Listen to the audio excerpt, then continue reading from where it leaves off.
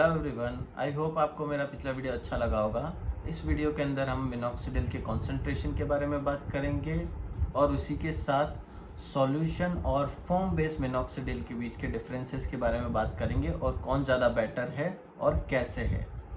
Topic start करने से पहले मैं यूज़र से रिक्वेस्ट करूँगा कि अगर आप बिलो 18 हैं तो डॉक्टर से कंसल्ट किए बिना मिनॉक्सिडिल का यूज़ ना करें। और कुछ हमारे व्यूअर्स ऐसे भी होंगे जो कि 18 अराउंड होंगे, उनसे भी मेरा रिक्वेस्ट है कि आप अभी बीएड के ग्रोइंग फेज़ में हैं तो एटलीस्ट 2 से 3 साल और वेट कीजिए।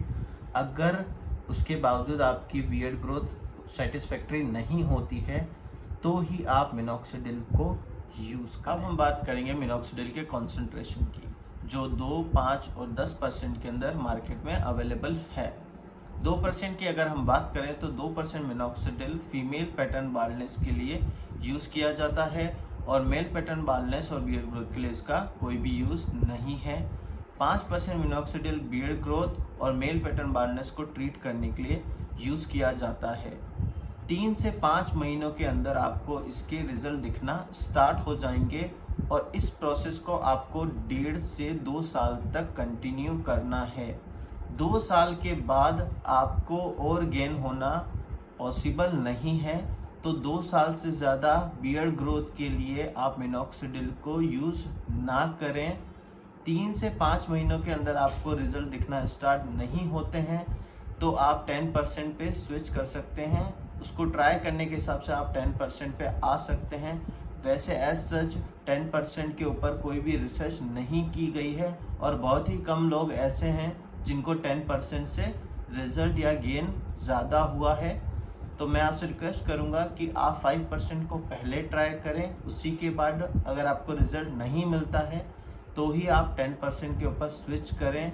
कुछ लोगों को ये भी कन्फ्यूज़न रहता है कि 10% 5% से ट्वाइस है तो आपको उसका रिजल्ट भी ट्वाइस मिलेगा, लेकिन ऐसा नहीं है। 10% में कम ही लोगों में रिजल्ट दिखा गया है। अब हम बात करेंगे फॉर्म और सॉल्यूशन मिनॉक्सिडिल की। इसके अंदर हम ये डिस्कस करेंगे कि दोनों में क्या डिफरेंसेस हैं और कौन कैसे दूसरे से बेटर है और क्यों। सबसे पहला फैक्टर है अवेलेबिलिटी का। अवेलेबिलिटी की अगर बात की जाए तो लिक्विड मिनॉक्सिडिल आपको मार्केट में इजीली अवेलेबल हो जाता है as compare to foam based minoxidil. अब हम बात करते हैं इसके प्राइस पॉइंट की। प्राइस पॉइंट की बात की जाए तो मिनॉक्सिडिल सॉल्यूशन काफ़ी चीप है और इसका 60 ml आपको मार्केट में 480 से 550 के बीच में आसानी से मिल जाएगा। वही 60 ml अगर आप फोम में परचेस करने जाते हैं तो आपको 800 अराउंड तक पे करना पड़ सकता है। अब हम बात करते हैं इसकी एप्लीकेशन की। एप्लीकेशन के अंदर बहुत सारे फैक्टर्स हैं जो मायने रखते हैं। सबसे पहले बात करेंगे हम इसके मैसी होने की। जैसे कि आप देखेंगे कि सॉल्यूशन की कंसिस्टेंसी बहुत ही थिन होती है, जिस वजह से जब आप इसको अप्लाई कर रहे हैं तो वो आपके इधर उधर लग सकता है और वो आपके ड्रॉप होके गले के नीचे तक आ सकता है, तो उस वजह से इसको लगाना काफ़ी मैसी हो जाता है। वही फोम बेस की अगर हम बात करें तो फोम की कंसिस्टेंसी काफ़ी थिक होती है, जिसकी वजह से इसको लगाना काफ़ी आसान होता है और ये इजीली लग भी जाता है। अब एक एक्सेप्शन केस की बात करते हैं कि अगर आपकी बियर्ड पूरी आती है लेकिन डेंस नहीं है और आप अपनी बियर्ड को काटना नहीं चाहते, उस केस में मिनॉक्सिडिल फोम को लगाना काफ़ी मुश्किल हो जाता है। उस केस में आपको मैं सजेस्ट करूंगा कि आप मिनॉक्सिडिल सॉल्यूशन का यूज़ करें, क्योंकि मिनॉक्सिडिल सॉल्यूशन डीप रूट तक पहुंच जाता है, जबकि अगर आप फोम को यूज़ करेंगे तो वो थिक होता है, उस वजह से वो आपके सिर्फ हेयर में लग के रह जाता है और उसे डीप रूट में लगाना मुश्किल हो जाता है। लेकिन अगर आप मिनॉक्सिडिल सॉल्यूशन को लगाते हैं तो आपको इचिंग की प्रॉब्लम फेस करनी पड़ सकती है। तो अगर हो सके तो आप अपनी बियर्ड को थोड़ा सा ट्रिम कर दें और उसके बाद मिनॉक्सिडिल फोम को लगाएं। और अगर आप ट्रिम नहीं कर सकते हैं तो फिर आप सॉल्यूशन को यूज़ करें, लेकिन इस बात का ध्यान रखें कि उसके अंदर इचिंग की प्रॉब्लम होना बहुत ज़्यादा कॉमन है। अब हम बात करते हैं इसके ड्राई टाइम की। सॉल्यूशन की अगर बात की जाए तो सॉल्यूशन का ड्राई टाइम आधे घंटे से 1 घंटे तक का है।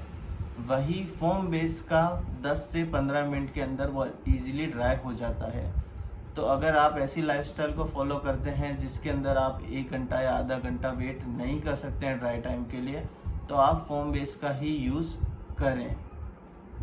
अब लास्ट में हम डिस्कस करेंगे प्रोपाइलीन ग्लाइकोल, जो कि सॉल्यूशन बेस मिनॉक्सिडिल के अंदर पाया जाता है। प्रोपाइलीन ग्लाइकोल की सेंसिटिविटी की वजह से हमें इचिंग की प्रॉब्लम फेस करनी पड़ती है, जो कि फोम बेस मिनॉक्सिडिल के अंदर प्रेजेंट नहीं होता है। और ये एक बहुत ही बड़ा एडवांटेज है, जिसकी वजह से मैं खुद पर्सनली मिनॉक्सिडिल फोम को यूज़ करना पसंद करता हूँ। और मैं आपको भी सजेस्ट करूँगा कि आप फोम बेस मिनॉक्सिडिल को यूज़ करें। अगर आप चाहते हैं एक्सपेरिमेंट के तौर पे, तो आप मिनॉक्सिडिल लिक्विड भी ट्राई कर सकते हैं, लेकिन उस वजह से इचिंग होना बहुत ज़्यादा कॉमन है। अब मैं आपको इस वीडियो की एक क्विक समरी दे देता हूँ। इसमें हमने कंसंट्रेशन के बारे में बात करी और 5% मिनॉक्सिडिल मेल पैटर्न बाल्डनेस और बियर्ड ग्रोथ के लिए यूज़ किया जाता है। 3 से 5 महीनों के अंदर आपको विजिबल रिजल्ट दिखना स्टार्ट हो जाते हैं। उसके अलावा 1.5 से 2 साल तक इसे आपको कंटिन्यू करना पड़ेगा। उसके अलावा हमने मिनॉक्सिडिल के फॉर्मेशन के बारे में बात करी थी और हमने ये जानना था कि फोम बेस्ड मिनॉक्सिडिल सॉल्यूशन से काफ़ी बेटर होता है, और उसके 3 रीज़न हैं। पहला रीज़न है प्रोपाइलीन ग्लाइकोल का फोम बेस्ड मिनॉक्सिडिल में नहीं होना, जिसकी वजह से इचिंग होना कॉमन बात है। और उसके अलावा हमने बात करी थी एप्लीकेशन की बात करें तो foam based minoxidil less messy होता है, सॉल्यूशन बेस्ड मिनॉक्सिडिल लिक्विड होता है और थिन कंसिस्टेंसी में होता है, जिसकी वजह से फेस के वो एक्सीडेंटली इधर उधर लगने के चांसेस बहुत ज़्यादा होते हैं, जो कि फोम बेस्ड मिनॉक्सिडिल में नहीं होते हैं। और तीसरा कारण था dry time foam based minoxidil का 10 से 15 मिनट होता है, जिसकी वजह से वो इजीली ड्राई हो जाता है। और अगर आप एक हेक्टिक शेड्यूल फॉलो करते हैं तो 10 से 15 मिनट आपके लिए एक बहुत ही बेहतर टाइम है। Thank you. अगर आपको ये वीडियो पसंद आया है तो लाइक कीजिए, शेयर कीजिए और सब्सक्राइब कीजिए।